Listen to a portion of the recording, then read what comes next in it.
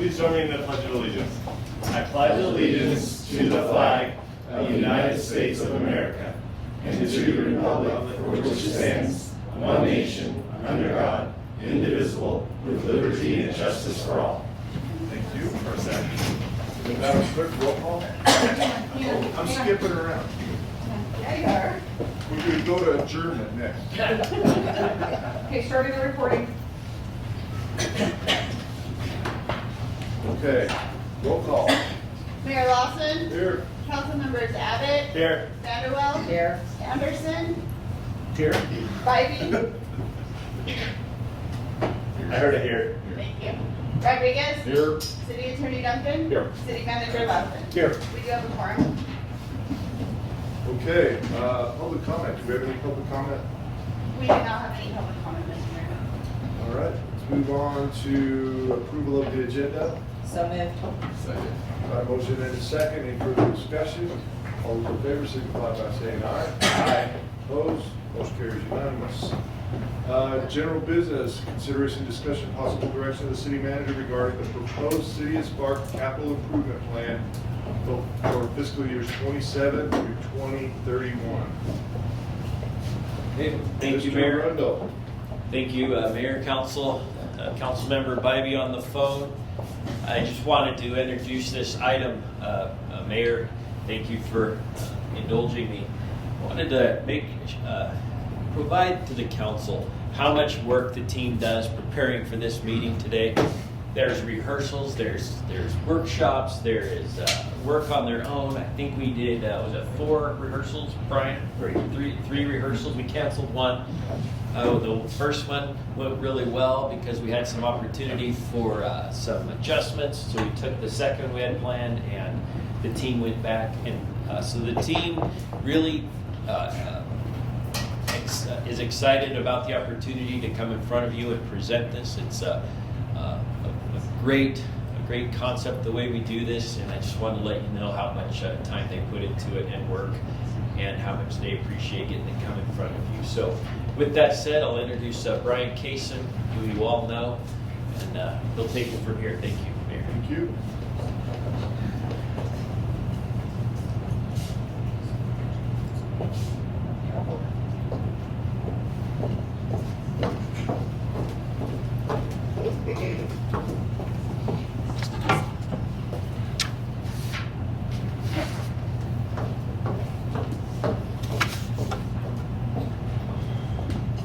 Is that? Oh, wow. All right. Good morning, Mayor, members of council. My name is Brian. Want to try it without it and see how it goes? If you can't hear me, huh? Okay. Testing. For the record. We can hold it further with your face. Can you hear me? Can you hear me now? Good. All right. All right. Good morning, Mayor and members of the council. My name is Brian Kaysen, Capital Projects Manager. This morning, through collaboration, countless hours, and a dedicated team, we are prepared to answer one very important question. With limited resources and unlimited needs, how do we prioritize so many important projects throughout the city of Sparks? We are prepared to answer that question with the proposed fiscal year 2027 capital improvement plan. As Jim said, I do want to follow up and just thank everybody that's involved in the process, because it truly is a team effort, and it's pretty much a year-round process. We are having a lot of communication with different contractors, consultants, maintenance, and staff members throughout the year. So I just want to thank everybody and really appreciate the time and effort they put in. This first slide here is just, we have another added member to our presentation team this year, and that's Casey Menser. Casey Menser, our treatment plant director. We're going to have Andrew Jayankara, our transportation manager, present on the transportation fund, and Amber Sosa, the city engineer. Our primary CIP that we usually present to you is right around that $35 to $40 million range. This year we have $35.2 $759 million planned for the primary part of the CIP, and the reason I broke it out is because we have another exciting project this year, the City Hall, kicking off the new City Hall, and that's roughly $30 million is what we have planned for this fiscal year. I will go into more detail on that in the coming slides.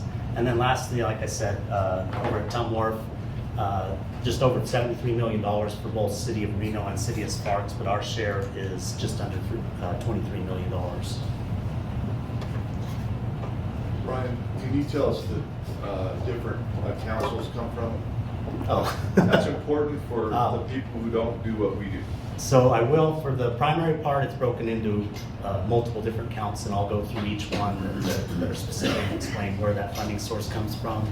City Hall is going to be from redevelopment area 2, and then of course Tom Wharf has their own fund for that particular one, and Casey will go into detail on each of those specific areas.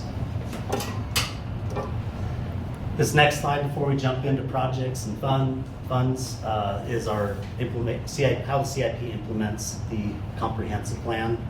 It's implemented through 3 visions and a goal within that plan. The first one is maintaining our roadway networks, bike and pedestrian pathways, and then secondly, the vision for maintaining our regional system of parks, natural areas, and open space. And our last vision is maintaining our beautiful downtown Victorian Square area. And then we have a goal for community facilities to maintain and upgrade our city facilities while maximizing their utilization. This is something that each one of these will be going through projects that absolutely implement this comprehensive plan through those 3 visions and that goal. With that, we'll bring up Andrew to go through the transportation fund.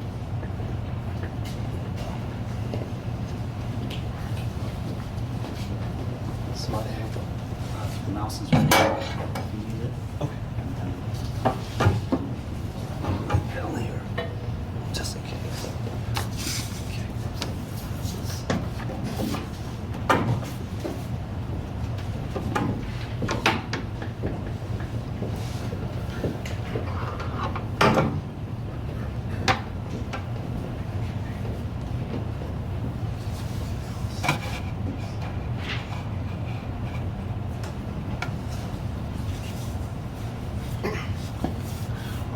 Well, good morning, Mr. Mayor, members of the council, Andy J. Curry, your transportation manager.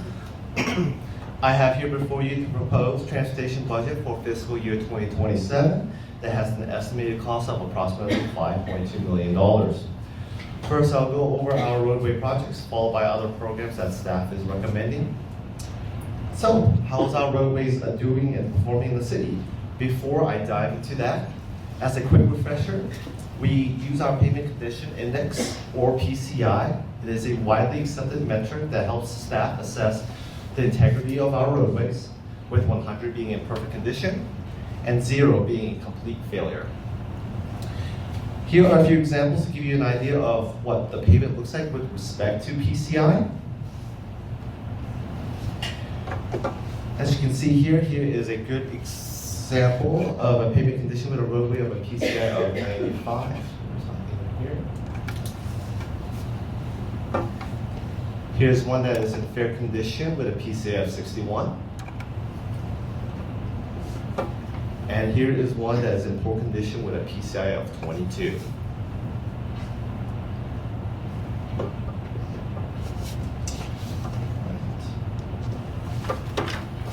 So how are our roads performing in the city?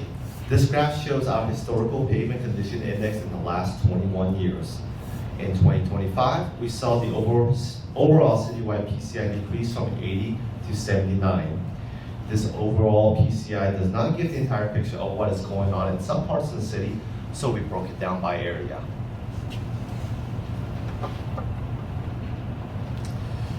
We have 5 focus areas that was determined based on the age, type of neighborhood, or area. Area 1, for example, is our oldest area, and Area 3 is our industrial area, and Area 5 is our newest area. If you look at the graph to the right, Areas 2 and 5 has a downward trend, and only Area 1 has an upward trend in PCI.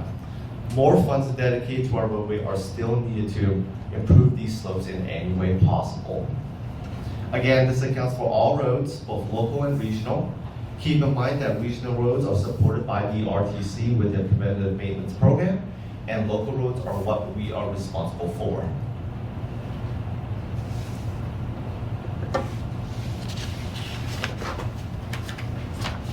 On our local roads from the previous year, overall, we mostly saw a decrease of 3 PCI points from 78 to 75. In the previous slide, you saw that our PCI is in a downward trend. The main problem is, as inflation continues to rise, the investments we make to our roadways become less effective, which reduces the amount of road area that can be repaired. If you look at the graph to the right, the number shows of the bar graph total rehab construction costs in the green, and the approximate square footage of road rehab that was done, the black bars. The red line shows the unit price of such repair, and as that continues to grow, it reduces the overall rehabilitation area that can be done, and our investments don't go as far. If you look at the 2019 rehab project, you can see that $3.5 billion got us around 550,000 square foot of rehab area. But then you go to 2025, 4.7 million only was able to get us about 250,000 square foot of rehab completed.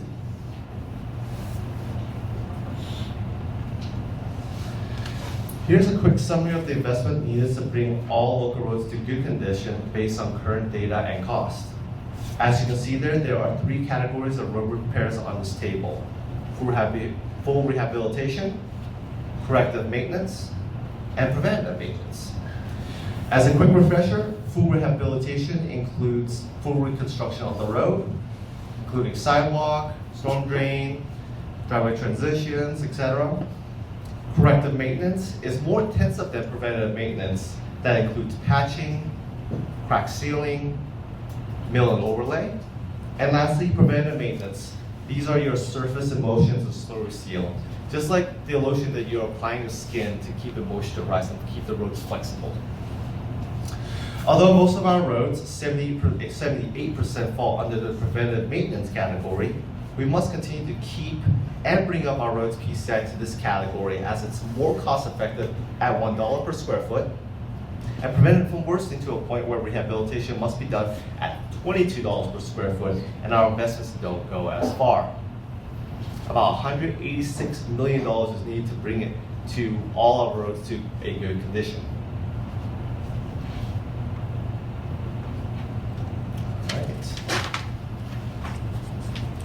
As you recall from last year, we proposed rehabilitating the Kendall-Coachman area. And that included Coachman and its cul-de-sacs, Blue Haven and Burnside in red, and the Kendall area in green. However, this year, fiscal year 26, due to budget and an increase in rehabilitation costs, we're only covering Coachman Drive and its adjacent cul-de-sacs in red, Blue Haven and Burnside Court as well, highlighted in red, and had to scale back the Kendall area. For fiscal year 27, we will come back and rehab the Kendall area. Also, we'll go back and cover a portion of the fiscal year 2025 street rehab project on Kate Smith, as that project has to be scaled back as well. Here's a map of the fiscal year 25 Kate Smith Phase 2 project. The roads in gray were completed in 2025. But I Street in green had to be scaled back due to costs, and now we're going to cover it this year as part of our fiscal year 2027 project.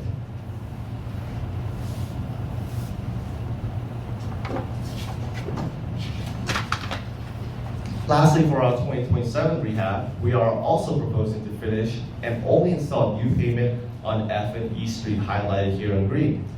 Concrete work has already been completed already in a previous community development block grant project.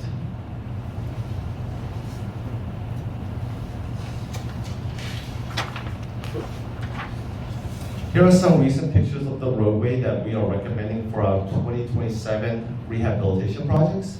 In the pictures, you can see how deteriorated these roads are. Here's a snapshot of E Street looking eastbound. See all this cracking that's been happening. Here's Kendall Court looking westbound.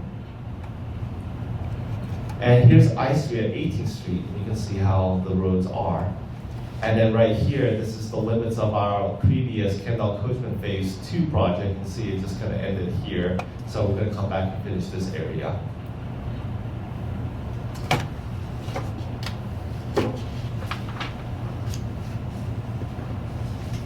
All right. For preventative pavement, preventative maintenance, and corrective projects, we are recommending a $1.2 million budget focusing on 9 different areas. General practice recommend preventive maintenance and corrective maintenance be done in a 3 to 5 year cycle to protect asphalt pavement from water damage, seal small cracks, restore lost flexibility, provide a new driving surface, and extend the life of the roadway. A good analogy is this is like how you maintain your vehicles. By doing routine oil changes, it will extend the longevity of your vehicles. All right. And that's the 9 different areas in its name that we are covering. I will go ahead and zoom in into the different areas. If you would like a list of the streets that we are affecting, I can provide that to you as well. Here is the area on the north side of town.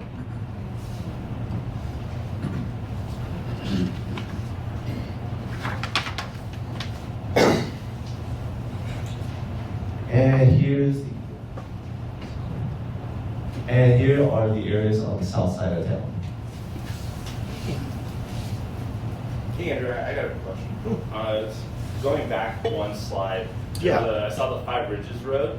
Is there a reason like that? That's only a couple of years old compared to some of those other ones. Why it already needs some love? Yeah, so what happens is after a new pavement is put in, you still have to go back in and put the slurry seal to make sure it's like still flexible and it doesn't degrade, because you still have to do that. Just like with a brand new vehicle, you have to do that oil change after like 1,000, 2,000 miles. So we're going back in, and I think it's a different area than what we proposed from last year. Okay. Yeah. I know I mentioned, I think last year too, I'll just bring it up again. Yeah. About requiring some of our new builds of slurry sealing them before we take over the road. Mhm. Just throwing that out there. I know it'll just get added onto the house price, but we're never going to hit this $186 million goal. And Gotcha. I think just trying to share that around, just throwing it out again. I mentioned it before. Sounds good. I'll take note of that. So, Mayor, yeah. sorry to be behind you. To Councilmember Abbott's question, this is something we've been talking about for our new roads and how we accept them, since I think you brought it up in maybe the CIP or the budget workshop. Yeah. But Amber and her team and Andrew, we have been talking about this. I don't know if it's ironic, coincidentally, we haven't had that many new roads coming online lately, but it is something, and Brandon Baxter and his team on how we actually accept a road. So once a road gets paved, they put it in place. The city of Sparks, before we accept it, we make sure it's in a certain condition. But what Councilmember Abbott is talking about is what happens is they go out and they drive on that road as they're building the subdivision. They build the houses and they deteriorate the road some, and then we accept it and it's already deteriorated from, let's say, 100% down a little bit. So that is something we are looking at. Amber's been talking with her colleagues at some of the other jurisdictions on the best way for us to approach it. We really haven't lost too much in the last year, Councilmember, is the upside, because we haven't built a lot of new roads. We haven't accepted a lot of new roads in that year's time. But rest assured, it is something that is on our radar and the best way to incorporate those concepts into our program. Thank you, sir. Thank you. Chair, Yes. would that be something like we look at an ordinance, like to like what Councilman Abbott's saying, proposing, would that be something like an approach to that? I don't think we would need an ordinance. It's how we accept the road. We would be looking, it would be a policy decision. We've kind of got that direction from council already, and we can have Amber speak more to the specifics of it. But as I outlined before, what has historically happened in Sparks is we receive the road so that we can go out, we're doing our inspections, those kinds of things. We can get into the right of way. We can put the utilities in the right of way. So it's not simple. It's not so simple as we just accept it, then other people are using our road. If it were simple, we would have done it a long time ago. But Councilmember Rodriguez, I don't think it's an ordinance. we received the direction, we agree with the direction. Implementation is what we are struggling with the balancing effort of also allowing people to get to some of the houses that they purchased. If we don't accept the road, then they can't get to their house. So we are looking at it, and it's we've looked at it for a long time. That's not just conjecture. We actually have spent time trying to figure out the best way to do it, and we will prevail, but we don't have the answer today. Thank you, Councilor. Thank you, Jim.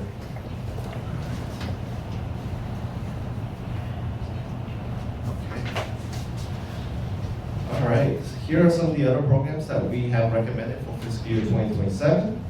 As part of our road rehab program, we have allocated about $1.5 million for sidewalk improvements. Also, we have continued our coordination with the RTC and NDOT on the Transportation Alternatives Grants Program, focusing on pedestrian enhancement. This program is 95% reimbursable to the city. The two pictures here are shown are the planned pedestrian improvements. We try to get areas where there's a lot of pedestrian activities, like around elementary schools. So here's one picture of, that's one that's near Juniper Elementary School. And then also we're gonna target the Sparks Regional Trail. Here's one at the Fenway Crossing. So there's no ped ramps here, so we're gonna try to get this one included. We're looking at $331,000 in improvements with a $16,000 cost to the city. We have also allocated about $50,000 for 3 other programs. That includes the traffic calming program, signal infrastructure updating. That funding goes towards traffic equipment such as cameras to oversee traffic operations and maintain good traffic flow in the city. And traffic sign rehabilitation. This helps ensure our traffic signs meet the criteria fit for roadway operations.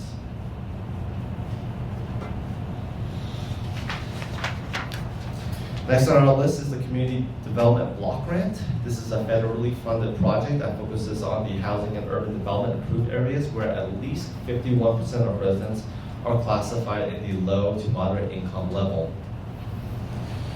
The funding is used to improve sidewalks, roadway, and driveways in this area. For fiscal year 27, we're looking at improving G Street. Based on funding, we are looking to do concrete work such as sidewalks, curb ramps, curb and gutter, and driveways and transitions for this project.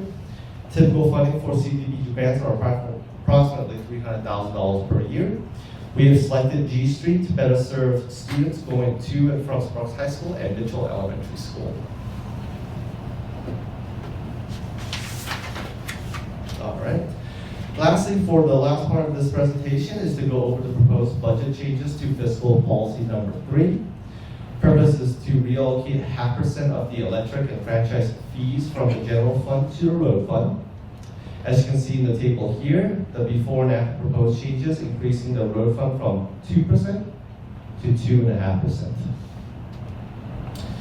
A little history, in fiscal year 26 through fiscal policy number 7, which is being removed, $250,000 was dedicated to the road fund, and those funds were used to support the CDBG projects on 12th and 13th Street.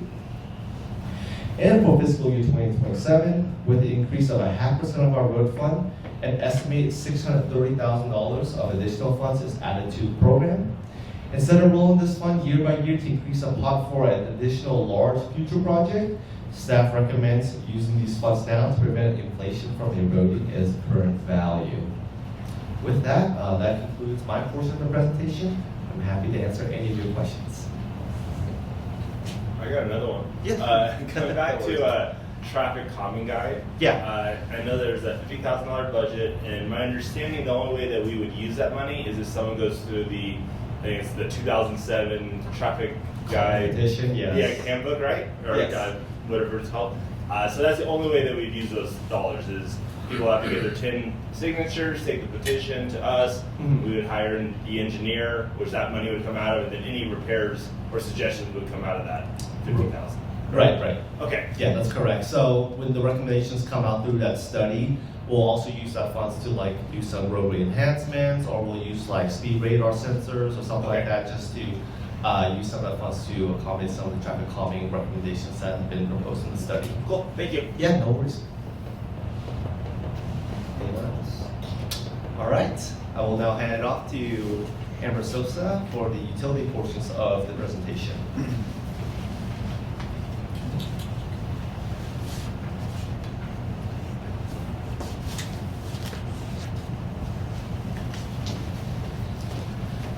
Good morning, Mayor, members of council, Amber Sosa, City Engineer. Thank you for having me today. I am here to discuss with you some of the proposed project from our 1600 funds, also our utility funds. So we'll be talking about some sewer, some storm drain, and some effluents. As you're well aware, we just went through our sewer rate study, and these programs are funded through sewer and stormwater connection fees, as well as user rates. So that's a critical part why we update that study every 5 years to make sure that the rates that we're charging are appropriate and able to handle these necessary projects. With that, I'm going to dive right into some of our proposed sewer projects. This first one you're seeing is the Bird Drive and Sullivan Lane Sanitary Sewer Upsize Project. So this is an area where we need to upsize the main that's in the street to help the collection system as it comes into this area. So just to kind of orientate yourself, you see Agnes Risley Elementary School just north of Bird Drive, and this is between, is that 18th? Between 18th Street and Sullivan, that line there in green. So in FY27, we're proposing design of this project with an estimated fee of $175,000, and this is a project that was identified through the sewer master plan.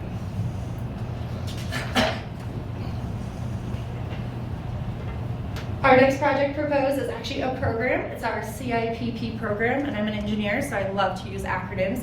But that stands for our Sanitary Sewer Cured in Place Pipe Lining Program. So just to orientate you to this program a little bit, that map to the right you see is some of the investigation work we've done on our pipes, throughout our sewer pipes throughout Sparks. They are all not colored because we separate them into 5 buckets. A1 is a brand new pipe. A2 is a very good pipe. 3, 4, and 5 are starting to experience degradation. So the colors that you're seeing on that map are our pipes that are in those 3, 4, and 5 categories. Those are the pipes that would be eligible to be a part of this construction program. And we look at the ones that are most critical, perhaps grouped together so that we can get the most bang for our buck with the projects. In FY27, we're proposing $2 million for the design and construction of this project. And one of the biggest impacts of this project is to open trencher road and replace the pipe is approximately $500 a linear foot. This lining is approximately $200 a linear foot with the same life expectancy. We expect the life expectancy to be about 50 years. So it's a great program, great savings. And to look at the pictures on the left, the bottom one would be before a lining. You see that the walls of the pipe are heavily pitted. They're starting just to show extreme wear. And then the one to the right is that same pipe after we completed the lining.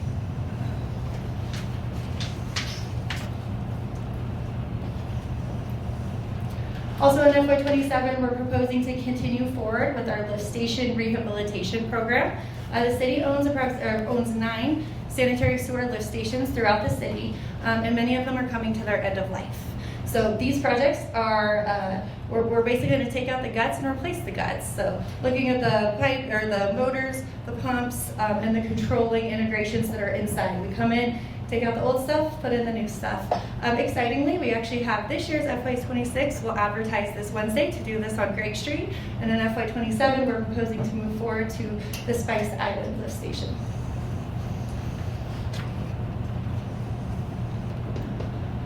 Moving into storm drain. So this is a map that you guys have seen. We always like to show you to see the history of this project and where it's come from. For this map, all of the roads that you're seeing in black or that dark gray have already been completed through this project, with the colored streets, and we'll zoom in here in a second, are where we intend to go. So these projects are chosen for areas that are very, very flat. We don't have a lot of slope, and we have concerns getting rainwater and surface water off the streets and into the curb and gutter.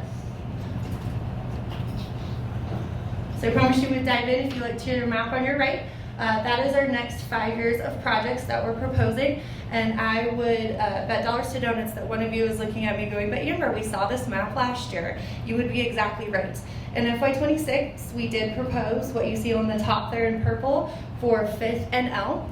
As we got into design this year, and what you just heard from Mr. Jankura with inflation costs, we did not have enough budget to complete construction.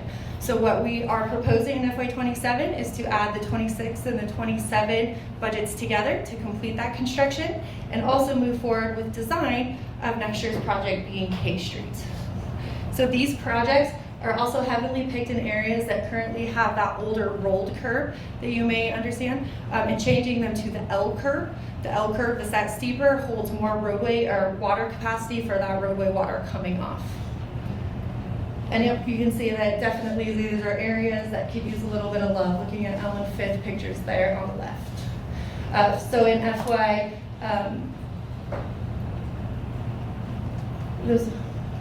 apologies, those numbers might be a tiny bit off. In FY27, the proposed budget for this is $1.2 million. And again, what that will do, we'll combine FY26 plus FY27 to construct Fifth and L, and then provide design for K Street.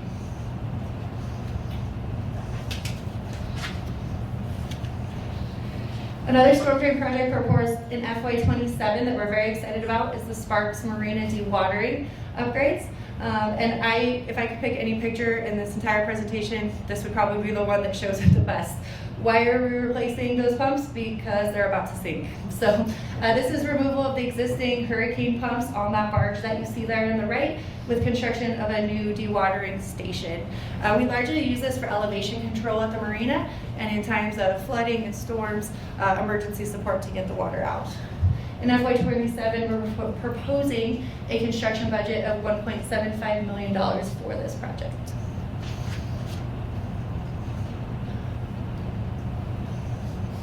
Another storm drain project that you guys will also be very familiar with, as you just saw phase 1 of this project come through council. This is the Stormwater Master Plan Amendment Phase 2, proposed with a consultant fee of $275,000. You may recall one of our senior civil engineers, Becca Epstein, was in front of you recently for phase 1 of this project that you see there on your right. This is following up that phase 2 and just really looking at all the storm drain infrastructure, looking at updating our master plan, which again we like to do every 5 years. This helps us with asset management, and it helps us with programming projects in the next 5 to 10 years as we move forward.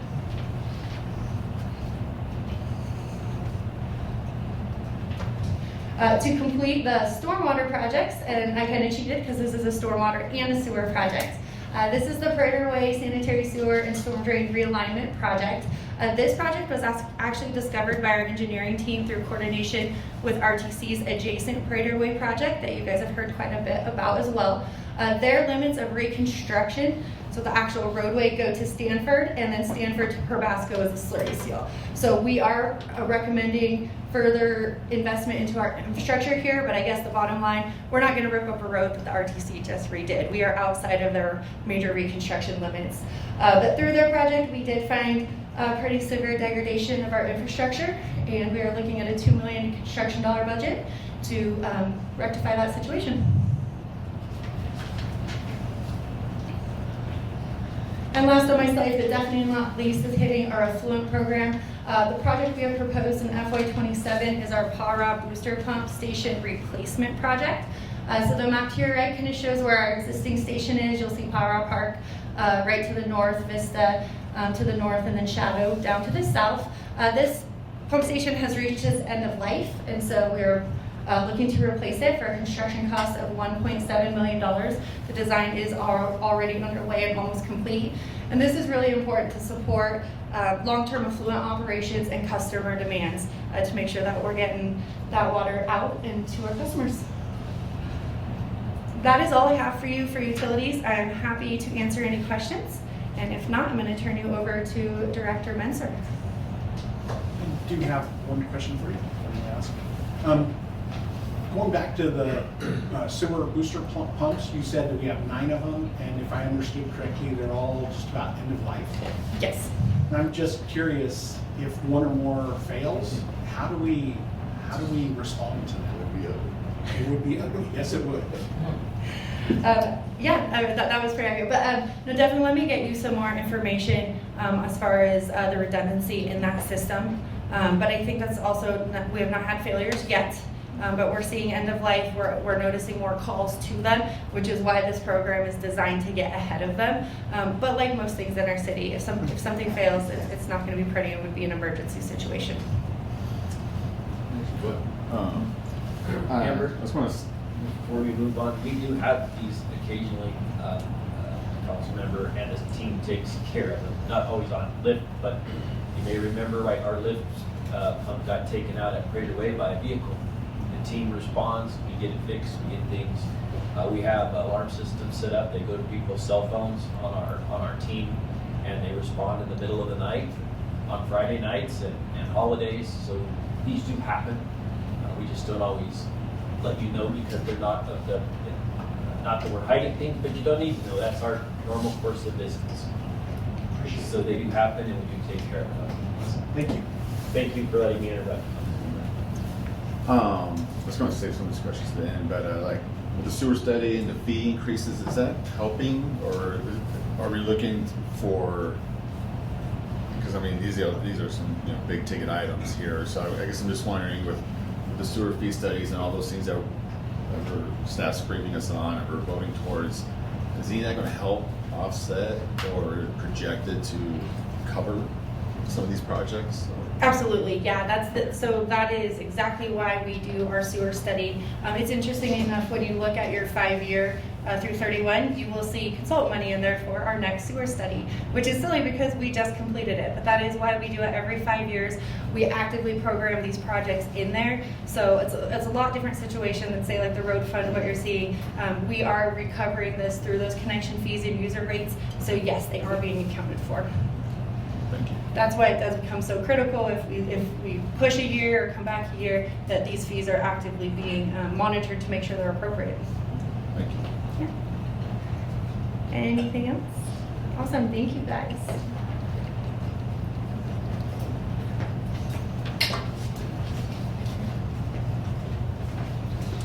All right, well, good morning, Mayor Lawson, members of council. So for the record, Casey Menser, Treatment Plant Director at the Trenton Meadows Water Reclamation Facility. So I'm very excited to be a part of this CIP workshop today. And I know that I have a slide here with a whole bunch of words and numbers on it. So I'm not going to go through every individual item that we have here. So I'm going to just kind of pick a couple of the highlights of the significant projects for us. But as you can see down there at the bottom, like Brian Casey said earlier, the total fiscal 27 proposed CIP for Tumwater is just over $73 million. The City of Sparks ownership stake in the plant is 31.37%, and so the financial obligation there would be just a hair under $23 million. So to touch base on a few of the big picture of the biggest projects, I wanted to start out with a new dewatering facility that we're proposing for the plant. This has been, I guess, far and above the most expensive and complex project that I've had the joy of working on. And it's estimated to be $60 million for construction costs, as well as engineering services during design costs in fiscal 27. This is a really unique project for us as well because we're going about this in a more unique way. I know most of you are familiar with the construction manager at risk or the CMAR process. It's sort of a break in the traditional project delivery methods that we've historically implemented here at the city, right? With most of the project delivery methods being hiring an engineer, the engineer designs it, we bid it, the contractor wins that and is awarded to go and do the construction. With a CMAR project, for things that are of a particular level of complexity, it makes a lot of sense to bring on that construction manager at some point during the design phase. That way they can provide a lot of this constructability assessment. I know that engineers tend to think that they think of everything when they design these buildings, and then when the contractors go out there to build it, they're like, I don't see how you expect me to do X, Y, Z. And so we can address those things during the design phase and potentially save significant amounts of money as we do the construction. So I'm really excited for this project. It has been our #1 risk-ranked project since fiscal 2021. The building on the left is our current dewatering facility. Dewatering, as a reminder to the group, is the last step for the pollutants. It's where we actually extract the water out and then we concentrate the pollutants down into a biosolids product, which is then conveyed to the landfill for ultimate disposal. The existing building on the left-hand side has a number of challenges. It was originally constructed in 1983, and it just doesn't have the capacity and redundancy that we need to ensure continuity of operations. So with most things at the treatment plant, we like to be in an N+1 situation. That means that we have the number of units that we need to do the work plus 1.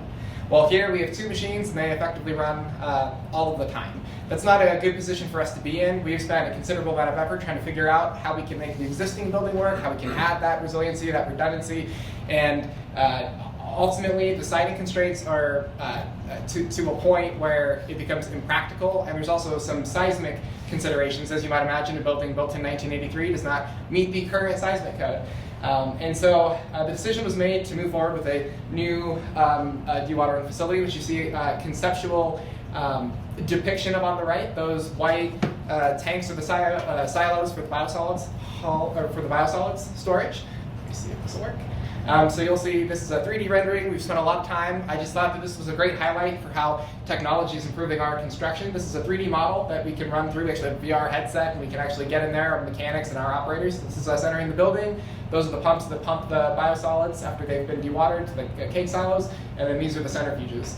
So I just thought this was a really neat way to showcase how technology is being able to advance our project delivery. We can actually have mechanics get in there, look for maintenance clearances, that kind of thing.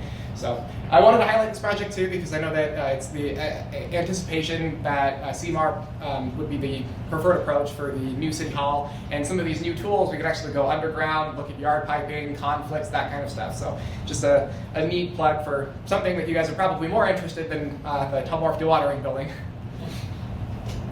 Another really important project for us is this gas conditioning system improvement project. We have $4 million budgeted for the next fiscal year. This is a very important part of our process. This is where we take the biogas that's produced as a part of the digestion process. We clean that gas and then we can use that to heat all of our buildings, heat our processes. So this gas is really important because without it, we don't have heating for the buildings or for the processes.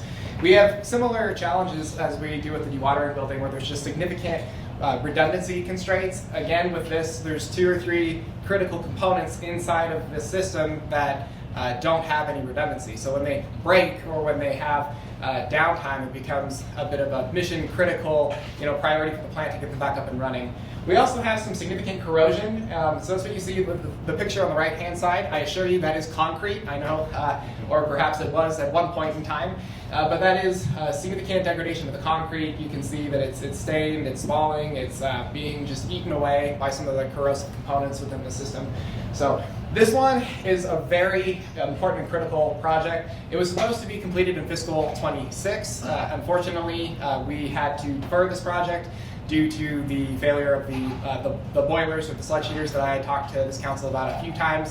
We couldn't get both projects done in the current fiscal year, and so then unfortunately this one was moved out. And another one, I've been working with emergency manager Scott Means on this, so a big shout out to the fire department and their support. But we're looking at increasing the facility resilience with a backup power project. We do have 2 feeds of power that come in, so we have a primary and a redundant feed, but those are both owned and operated by NV Energy. And so when we lose power, we are really at the fate of NV Energy sending out the response and getting us back online. We do not have an ability to do on-site power generation and have our fate in our own hands to maintain continuity of operations. I know you all know this, but Tumorf has 0 control over the flow of raw materials, I'll call it, into the plant, right? And so when we have issues with power, right, it is a race against the clock because at some point the collection systems are going to back up to the point that we're going to be popping up manholes and overflowing raw sewage into the streets. So this is a way that we can ensure that on-site we have an ability to maintain that continuity of operations. So we have $1 million scheduled for the design. We're currently in the pre-design. We have $1 million scheduled for next fiscal year, and then $6 million for the fiscal year after that for construction. I want to give a really big shout out to Assistant City Manager Allison McCormick because she was able to work with our lobbyists and secure us almost $3.8 million from an appropriations. So I'm really excited about that. Another one. This was an unplanned project, just as the boiler project that I talked to you all about on numerous occasions. So this was newly identified. It's to make improvements to our headworks wet well structure. So headworks is where everything comes into the plant. This is where all of the sewage from the collection system comes in from the cities of Reno and Sparks. 350,000 people in our service area, and it flows through these gates here. So it flows through these gates and then comes in and then gets pumped up into the plant for processing. We've had a number of mechanical failures of the various components of these gates over the past year, and so we had gone in and done some additional inspections. So we actually had somebody enter into the space, if you can imagine that, and they noted that there was some significant wear and tear. You see that there's a large amount of discoloration here, and so what we were able to do is we were able to work with Jim's team, the Community Services Department, and get them to bring out the CCTV camera, the sewer line inspection camera, drop the robot into here, and give us a very detailed look at all of the components. And it helped us to prioritize, you know, is this something we can do in a couple years? Is this something we can do next fiscal year? Or is this something we need to do now? So that was really great.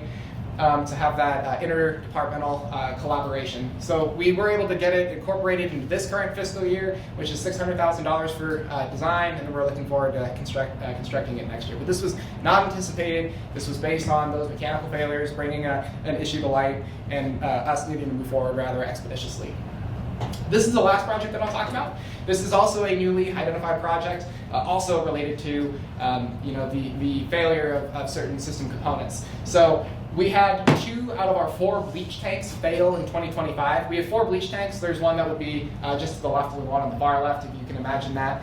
So these are 8,000 gallon storage tanks, and 2 of them ended up being compromised in some fashion. They sprung leaks. There's obvious deformation. Well, these are roughly all the same vintage as you might imagine, and so if 2 have failed, then we're not long for the others. And so this became a large priority for us, and so we were able to get $200,000 approved for design in the current fiscal year with an estimated $1 million construction cost next fiscal year. I am pleased to say, though, that we were able to get a grant to cover this disinfection system improvements. The bleach is obviously used for us to disinfect the wastewater as the very final step before it goes out.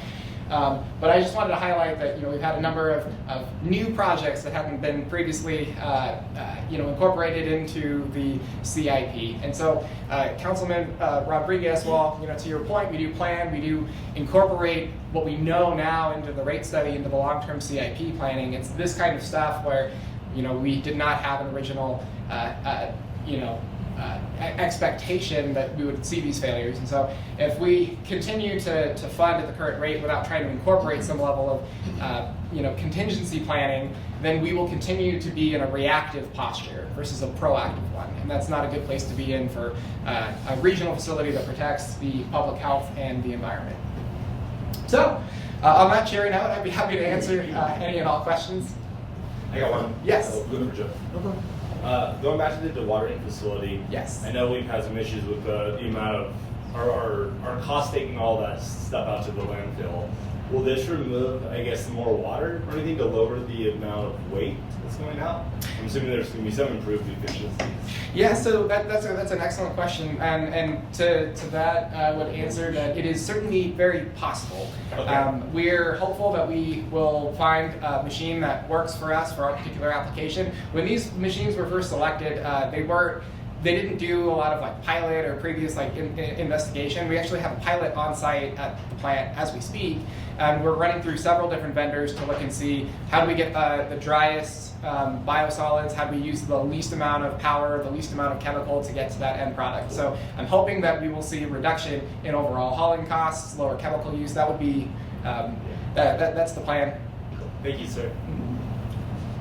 I remember about a year ago getting to your facility. I remember you talking about the floods and losing power, which can obviously cause big issues. Have you looked at any the federal grants like anti-terrorism or anything like that to help have that alternative power if your facility needs that, or working with the DEM, energy, hey, this is the key infrastructure, you will be priority number 1, and then if you lose power like that. I guess what steps have you taken or looked at or explored? Yeah, so we've definitely worked a lot with NV Energy to at least deal with the current operation and their response times. We've had a number of power outages that took place, I think, in 2024. We had some pretty significant power outages. And when I called NV Energy, they told me that all of our pump stations were working. I told them that that is Tubwa, and if their pump stations are working, we should turn them off because I have nowhere to put the water until they fix us, you know. So, and so we had a very high level meeting with their leadership, with city leadership on both Reno and Sparks, and now we actually have monthly calls. We are prioritizing. We've had them actually improve a lot of the infrastructure. So they installed new capabilities for the plant where when one power feed fails, it should automatically transfer over to the other redundant power feed rather than having to send out a lineman to then have them, you know, do it all manually. So we are working on that. I know that working with Scott means, unfortunately, you know, now that Mel's gone, we haven't been able to investigate a lot more of those grant opportunities. But we certainly have at least, we got the, you know, congressional appropriation, which I think is great. But we are always looking for things like that, hazard mitigation grants or emergency management or preparedness grants. So, and Scott's been great at trying to highlight a lot of that, you know, opportunity. Speaking of dewatering, as I understand, when we changed the process this last time, odor, we started getting more complaints about the odor. Will this process help to improve that as well? Yeah, so this one actually has a, you can kind of see it up here, but it has its own dedicated odor control facility right here. So that's its own independent odor scrubber that can be tailored, and it's actually based on like characterization that we've done of the you know, of the biogas or the biosolid, you know, odors and fumes and whatnot. So we're able to kind of tailor that specific treatment process. So it should actually be significantly improved. New car smells. New car smell. Yeah, treatment plants. All right. Well, I'd be very happy to pass it over to Mr. Casey.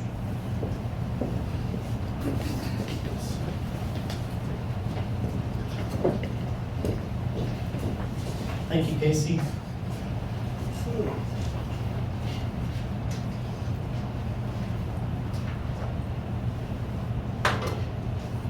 So the next fund we're going to go over today is Fund 1404, our capital project fund.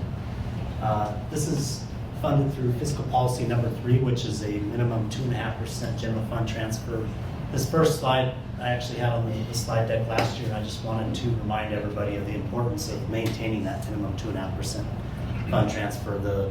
Again, this graph is showing over the last 10 years, there's only been about half the time that we've actually met that 2.5% general fund transfer, and we're trending in the wrong direction. That's the blue line there. And ultimately, if we're not, as Casey and Andrew had said earlier, when we have to defer projects, so that's ultimately what happens. We have to defer these projects. They still have to be done at some point, but the longer you defer them out, the more the costs go up, the more other problems you may end up having, and ultimately it costs the city a lot more because of that. And so right now, looking back 10 years, the projects that we originally had on there have increased approximately just under $5.5 million over the last 10 years, depending on where they fell within that each of the years. And it also makes it very difficult for staff to plan for future and be proactive and do all those good things. So ultimately, it's very important to meet that minimum 2.5% general fund transfer. I am very happy this year we're proposing to meet the 2.5% general fund transfer, and we've got a lot of great projects to show you. And then the second slide, just reminding you of how we prioritize those projects. The number 1 item is structural integrity and life safety. Number 2 is our mechanical and electrical systems, making sure facilities are heated and cooled properly. And then our accessibility issues and grant matching is number 3. And then functional remodels, and lastly, our comfort and upgrade remodels if we're able to. This first slide here is outlining a couple projects we have in 1404 that we're proposing. The first one, the largest one, is fire station number 1, cooling tower and boiler replacement project. That's currently under design, and then we're anticipating construction this coming fiscal year, and that's about $750,000. That facility is older than it looks. It's about 45 years old, and that's the original boiler and chiller to that building. So we're just having a lot more maintenance items coming up, and it's time to replace it. The next two actually are also in Fire 1. We've got heat pump replacements that are related to the HVAC system, and then our lift station down on the bottom down the basement floor. That's also original, and last thing we need is for that to fail. That lifts all the good stuff down from the basement up to ground level. And then in Fire 4, we've got a window replacement. Those windows are in very poor shape and causing efficiency problems. This next one is our maintenance yard, the building, the exterior painting and trim replacement project. As you can see, this is of course our maintenance garage facility. You can see a close-up shot of the eaves and fascias on that building. They are really peeling, and it's starting to affect the actual structural integrity of the building. And another one of those projects that's been deferred back, I don't know how many years, 5, 6 years, and it just keeps getting worse and worse and worse. And we're going to end up paying not only a lot more because of inflation, but also because we're probably going to have to do a lot more fixes on it. So same thing as Andrew was saying, we got to make sure that we're maintaining or changing our oil periodically and making sure that we're keeping things updated. And then the next two items are our police department, that third priority, our ADA, providing ADA access at the front counter of the police department. That needs to be expanded and updated. It really isn't truly ADA accessible as it stands. And then we've got a chiller compressor replacement, the PD, and then a 5-year helmet replacement plan for the police department. These are our annual projects that we maintain within Fund 1404. They're very important because we can try and plan all we want for everything that could possibly happen, but we don't have a crystal ball, and sometimes things do happen. And that's what each of these annual projects are for, is when items come up throughout the year, then we have funding available to fix those items. And like the picture that we have on the right there is our photovoltaic system at Fire Station number 4. Those panels save us between $100,000 and $150,000 a year in energy costs between 5 different installations we have around town. We have one on the roof of this building also. And so they're aging. They were originally installed around 2008, 10, and so they're around 15 years old. And so we got to make sure we maintain those. It's well worth the funding that's put into that to maintain those systems. And then lastly, these are a couple taser replacements out of the police department, rifle replacements, and then a couple other annual items for security upgrades and sound wall repairs, which are the walls that are along our main corridors that unfortunately get ran into with cars and accidents, and so we have to maintain those. Next fund, Fund 1405. This is our another capital projects fund with a lesser amount of dollar value in it, but it's a very important fund for filling in the gaps, and it's funded through ad valorem, or essentially property tax. We have a couple projects in this one.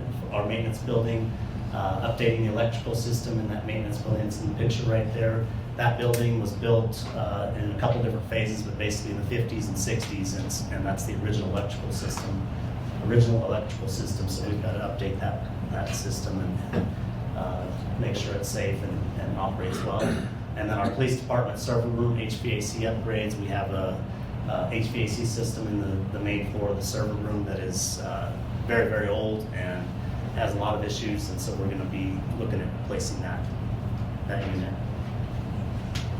Our parks projects, capital projects fund for primarily our parks facilities and areas around town.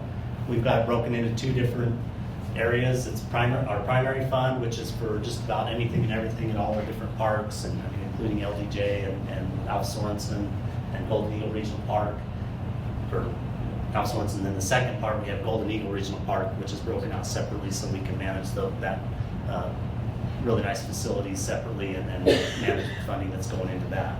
So we have at Alf Sorensen, the deck is original to that building.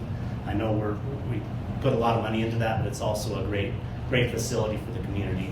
And it's time to look at the deck and do a design to look at what kind of upgrades we need to do. That's another one that's about 45 years old and hasn't had anything done to the actual deck other than just regular maintenance for a lot of years. And then our Deer Park pool liner and fence project, that's currently under design. That will be replacing some fencing around there that's rusting and corroding, and then also the liner needs to be replaced. It's closing in on 20 years old, and it's starting to show some wear and tear. And then out at Golden Eagle, replacing some irrigation pumps, and then our ongoing synthetic turf replacement plan that we have. This is our overall map that I've shown you every year since we began this back in fiscal year 18. The original turf was installed in about 2008. We've been going through year by year as money provides to replace different fields. With all the gray is the areas that have been replaced. The kind of pinkish color is the one I'm proposing for this year, and then the orange color over on the left is for next year. And then again, this is something that is ongoing. We are going to be bringing forth a plan moving forward to start the whole process over, because the first fields we replaced was field 7 and 8 in 2018. Those are coming up on 10 years. Usually the fields last anywhere from 10 to 15 years, depending on how much use they get, depending on whether they're infields, outfields, have a lot of heavy cleat wear, whatever it is. And then our park districts, Park District 1, 2, and 3. This is Fund 1406, 1407, and 1408. This is funded through residential construction tax within those areas, and this is only for neighborhood parks and not regional parks. And so we've got 4 different projects we're planning for this coming fiscal year. The first one's in Van Meter Park, doing some paver replacements. Shelley Park, the tennis court is in very poor shape there, and we're looking at replacing those courts with possibly a mixture of pickleball and tennis courts. And then we've got our Poweraw Park, an automatic entrance gate for just keeping people out of there during off hours. And lastly, out at Bodega Park, replacing the play structure that's aging and in need of replacement. And then our Victorian Square room tax funding.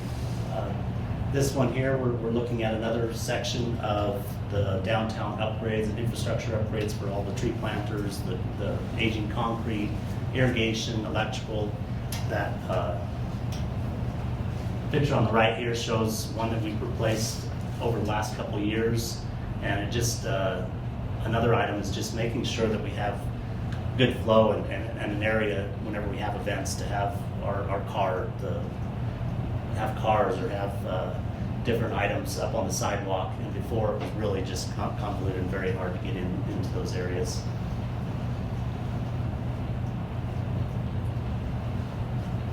And this is another map, just like the Golden Eagle map, that shows the history, what we've done, what we're planning on doing, and then where we're going in the future. And so the gray, of course, is areas that we've done. We've made great progress. So this year we're looking at the north side of Victorian Avenue from Victorian Square east to Victorian Plaza Circle. That's basically where the bandstand's at, the Christmas tree, just doing some upgrades in that area. And then the blue, of course, is in the future. We'll be looking at that area. Our motor vehicle fund. This is funded through cost recovery from each of the departments that has vehicles. They put in a certain amount for depreciation. And so we've got, for police, 13 patrol vehicles. Tumwharf's got 1 light duty vehicle, a couple of forklifts. Community Services has 11 light duty vehicles, a forklift, and 1 heavy service vehicle. And then this is the last slide. As I told you at the beginning of the presentation, I was going to talk about our proposed new city hall, how we've been kicking off this project. We've got $30 million anticipated for this coming fiscal year.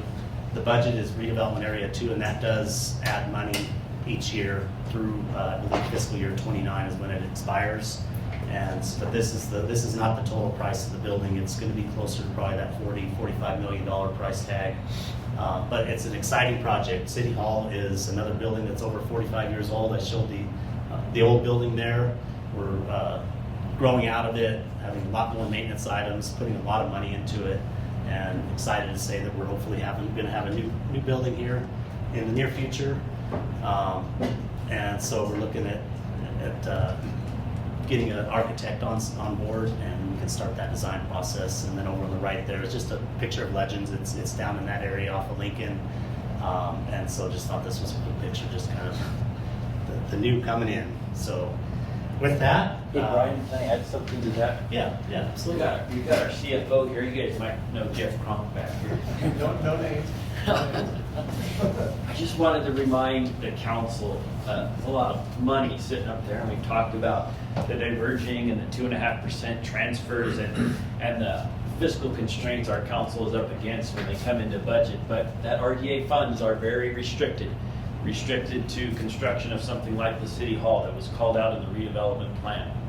Can't be used for staff or general fund expenditures. It can be used for staff working in the redevelopment area, like a portion of Brian's salary will be funded out of RDA because he's the project manager for this. But I just wanted to make that, remind the council, the public, that those are very, very restricted funds and have to be used for implementation of that adopted redevelopment plan from 1999. Jim, what's that fund balance today? It's, Yeah, Mayor, we finished, Jeff Crum for the record. We finished 25 with about $30 million in that fund. So, we collect $8 million per year. We got a little debt service that we're going to pay off this year. So rolling forward, this should be a strictly cash project. So really it's a matter of, managing, I'm always on the engineers. Budget doesn't mean cash, but we're managing the cash flow. We're going to you, Amber.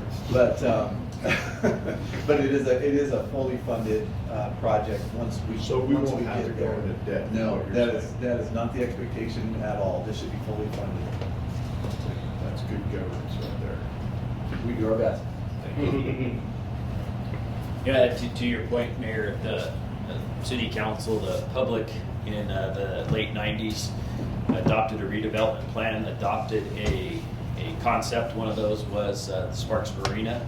What we've seen, the improvements there, and one of those concepts also included a new city hall. It's very clear. It's one of the bullets in RDA number 2 for the marina area. And the government of City of Sparks saved their money for 30 years to be able to do something with cash. It's one of the best examples of fiscal stewardship that I've seen. That's my personal opinion, but I Since think, we stopped leasing fire trucks. well, that's not a discussion for me, Mayor, but Leasing fire trucks was not a good decision. thank you, Mayor. We take 5? Let's take 5. Oh, do you want to ask a If there- question? May I? yeah, if there's any questions you have, feel free for me, myself, or any of the other presenters that came to So mind. this was a very small one, but the project at Paw for the automatic gate, could Yeah. you explain that? I hadn't heard anything about that. The gate, so on the east side of Paw Raw, whenever you're coming in from Sparks Boulevard, you go the road that goes to the parking lot right there. Right now, there's a manual gate that they open and close, but we just get people that are coming in there periodically at night that probably shouldn't be in there. So it's an automatic gate that can close easily, that we can keep closed at night and then open it up in the morning and not hopefully minimize issues. If you want to get in there, you can certainly walk in there or whatever. But I agree. I think that sounds great. But along the lines of Paw and CIP, as I understand the basketball court, we thought we had funding to repair it, but it's not even usable, as I understand it. we do have funding that was approved during fiscal year 26, and Brandon Miles is actually working on that project and working on getting a small design together, and we'll have that completed here, hopefully within the next 6 months or so or less. Awesome. Yeah. Anything else? Thank you very much for your time. Much appreciated. Let's take 10 and Good morning, Mayor and members of council. Rich Renner, IT Director, for the record. And I'm going to go over the proposed improvements for IT and capital investment in fiscal 27.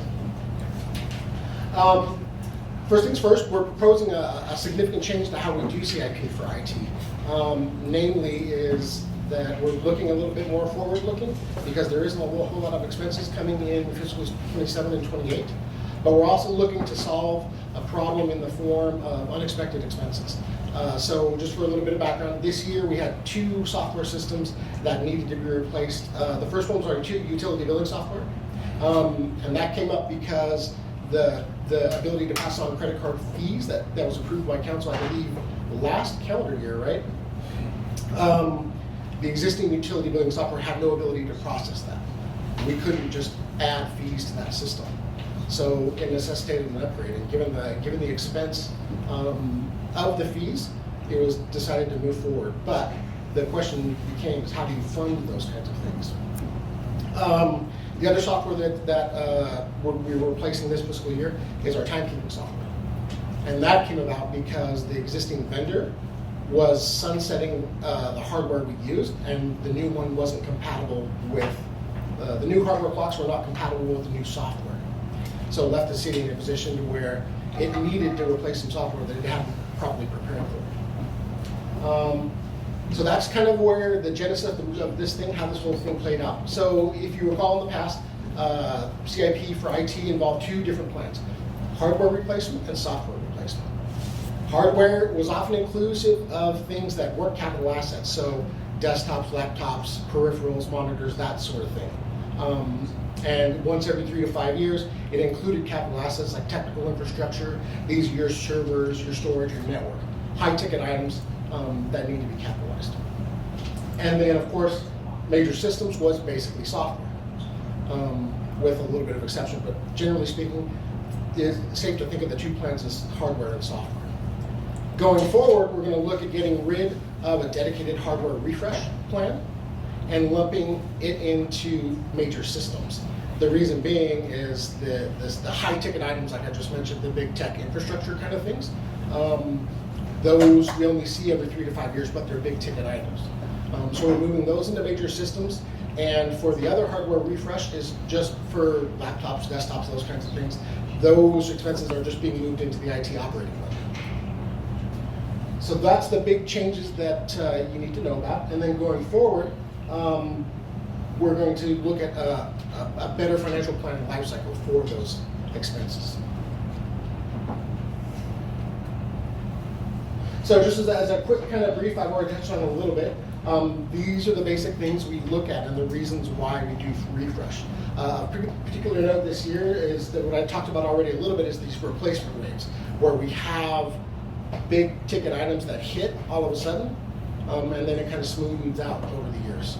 In the past, we've managed those waves via deferring expenses to other pieces of the plan. So what we're proposing going forward is a better financial planning process. I won't repeat all of these for you, but the idea, like I said before, is to be a little bit more forward-looking on how we do these things. So here's the 5-year outlook for IT CIP investment. As you can see, for fiscals 27 to 28, nothing effectively is planned, but looking out to 29, 30, and 31, we start to see a little bit of creep on the expenses the city's going to need to account for. And specifically, if you look towards 31, 2 big ticket items in the form of technical infrastructure and Axon are out there. One of the things about this is that these are not hard and fast expenses. But this allows the city to be in a position to having the resources should they be necessary, and not need them and not have it. And the reason this is up here in that perspective is because these are expected life cycle ends for all of these individual pieces. And one thing I neglected to mention is these are general fund only. The other funds have their own funding sources, so this is general fund expenses solely. But this is the plan. So looking out across the 5 years, it's roughly $8.5 million. So how we get there is shown here. So what we're looking to do is allocate $1.7 million through each of those years to account for the expenses. So the anticipated funding in green and the expected expenses in red. The idea being, if we set aside a little each year, we will have the money we need when we need it, as opposed to what we've always done is scramble and defer. So for fiscal 27, we were looking to fund 1.7 million. We're only going to look at funding 500,000 of that. That leaves an estimated $1.2 million shortfall. Mr. Kronk has some proposals for that, but yeah. And if Jeff, you want to speak to that a little bit real quick? Yeah.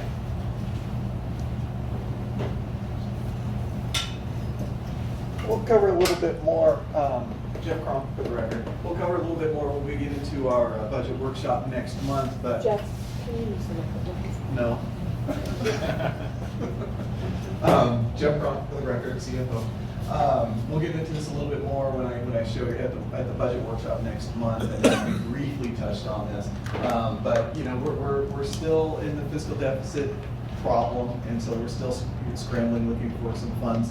So this is an area that I felt comfortable is not the right word, but more comfortable proposing this maybe than shorting this than maybe other areas. And just kind of throwing something out there, as we talked about the new city hall, timing of that, correct me if I'm wrong, Brian, but we're thinking in late 28, so maybe it's in that fiscal 29, so calendar 28, fiscal 29 time period.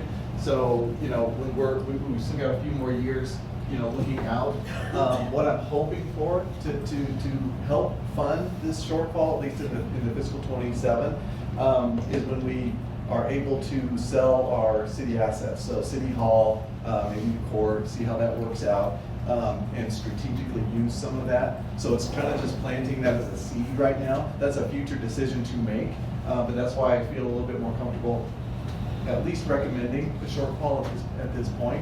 But these are real dollars, as Rich is pointing out, and these costs are going to come to fruition here. So we're trying to line up all our assets and you know, the funding that we currently have in order to you know, anticipate when those are going to come to fruition.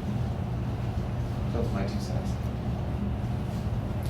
So that's what I would call a very brief presentation. And if, I'll take any questions you might have.